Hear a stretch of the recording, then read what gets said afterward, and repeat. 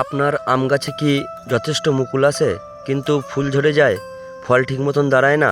অনেক সময় ভুল কীটনাশক স্প্রের কারণেও কিন্তু আপনার আমের ফলন কমে যেতে পারে।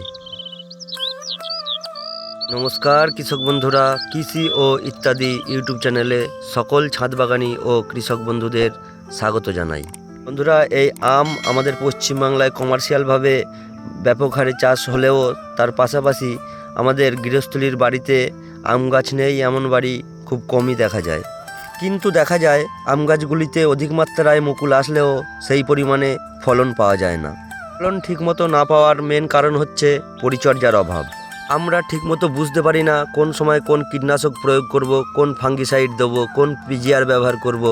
সঠিক সময়ে সঠিক মাত্রায় কীটনাশক প্রয়োগ না করলে আপনার মুকুল ঝরে যাবে এবং ফলন কমে যাবে। আজকের এই ভিডিওতে আমি আপনাদের জানাবো মুকুল আসার সময় থেকে ফল গঠন হওয়া পর্যন্ত কোন সময়ে কোন কীটনাশক ব্যবহার করবেন, কোন পিজিআর ব্যবহার করবেন এবং কোন ফাঙ্গিসাইড কখন ব্যবহার করবেন আর কোন সময় ব্যবহার করবেন না। তাই ভিডিওটি শেষ পর্যন্ত দেখুন, কারণ আপনার মাঝের একটি ভুলেই আপনার আমের ফলন কমে অর্ধেক হয়ে যাবে। বন্ধুরা, যাদের আম গাছে এখনও মুকুল আসেনি বা আসছে তাদের হচ্ছে এইটা প্রস্তুতির সময়। বন্ধুরা, এই সময় আম গাছে থ্রিপস, হপার ও ছত্রাকের স্পোর লুকিয়ে থাকে।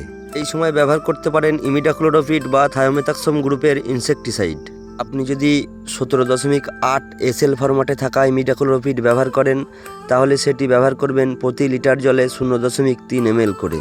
25% WG ফরম্যাটে থাকা থায়োমেথাক্সম ব্যবহার করবেন 0.25 গ্রাম প্রতি লিটার জলে।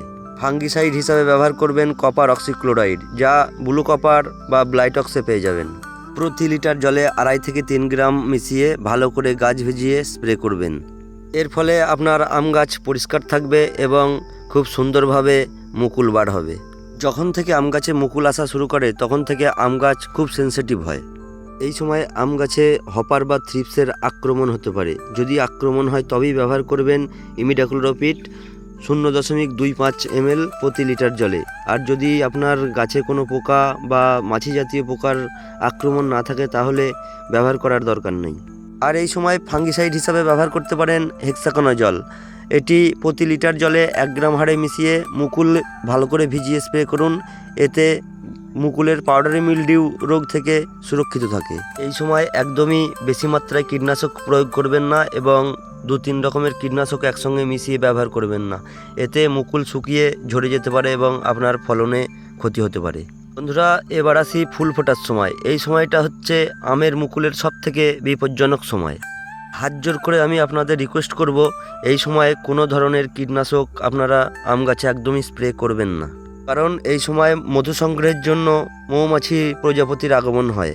এই সময় কীটনাশক স্প্রে করলে মৌমাছি প্রজাপতি এগুলো মারা যাবে, পরাগায়ন নষ্ট হবে এবং 70% ফুল ঝরে যাবে। এই সময় ব্যবহার করবেন শুধুমাত্র ন্যাপথলিন অ্যাসিটিক অ্যাসিড 0.25 ml প্রতি লিটার জলে। এটি পেয়ে যাবেন বায়ার কোম্পানির প্লানোফিক্সে। ন্যাপথলিন অ্যাসিটিক অ্যাসিড ফুল ঝরা কমায় এবং ফল সেট হতে সাহায্য করে। এর পরবর্তী ধাপে আপনার আমের ফল যখন মটর দানার মতন হয় তখন গাছ একটু শক্ত হতে শুরু করে। এই সময় যদি দেখেন আপনার গাছে থ্রিপস, সাদামাছি, জাসিড, জাব পোকা এইসব পোকার আক্রমণ ঘটে তাহলে ব্যবহার করবেন ফ্লোনিকামিড 50% WG প্রতি লিটার জলে 0.3 গ্রাম হারে। এই সময় ফাঙ্গিসাইড হিসাবে ব্যবহার করবেন অ্যাজিক্সিস্ট্রোবিন ও টেবুকোনাজলের মিশ্রণ।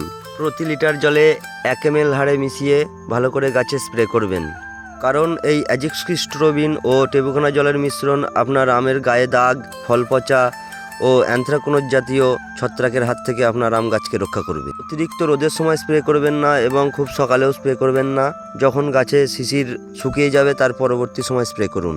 এই সময় স্প্রে করুন পিজিআর বা মাইক্রোনিউট্রিয়েন্ট, বোরন 1 গ্রাম, ন্যাপথলিন অ্যাসিটিক অ্যাসিড 0.25 ml ও তার সঙ্গে ক্যালসিয়াম নাইট্রেট 2 গ্রাম প্রতি লিটার জলে একসঙ্গে মিশিয়ে স্প্রে করুন। এটি স্প্রে করলে ফল ঝরা কমবে এবং ফলের সাইজ খুব সুন্দর হবে। পরবর্তী সময়ে যখন ফল আপনার বড় হতে লাগবে সেই সময় আপনার ফলের কিছু ফল ছিদ্রকারী পোকার আক্রমণ দেখা দিতে পারে।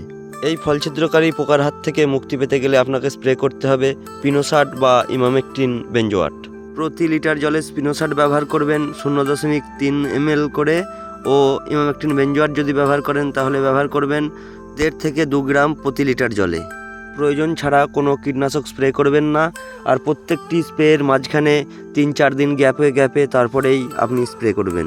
থেকে গুরুত্বপূর্ণ সতর্কতা, এখন যেটা বলছি এই 5টি ভুল একদম করবেন না।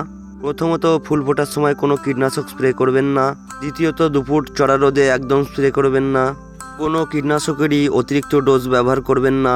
মৌমাছি থাকাকালীন গাছে কোনো কীটনাশক স্প্রে করবেন না। না বুঝে কোনো ওষুধ একসঙ্গে 2-3 রকমের মেশাবেন না। বন্ধুরা, এই ছিল আমের মুকুল আসা থেকে ফল গঠন হওয়া পর্যন্ত সম্পূর্ণ পরিচর্যা। ভিডিওটি যদি আপনাদের ভালো লেগে থাকে অবশ্যই একটা লাইক করবেন। যদি আপনার কোনো প্রশ্ন থেকে থাকে সেটি কমেন্টে লিখুন, আমি যথাসম্ভব উত্তর দেব। আর এমন কৃষি বিষয়ক ভিডিও পেতে চ্যানেলটি সাবস্ক্রাইব করে পাশে থাকবেন। দেখা হচ্ছে পরবর্তী অন্য কোনো ভিডিওয়। ততক্ষণ সকলে ভালো থাকবেন, সুস্থ থাকবেন। নমস্কার।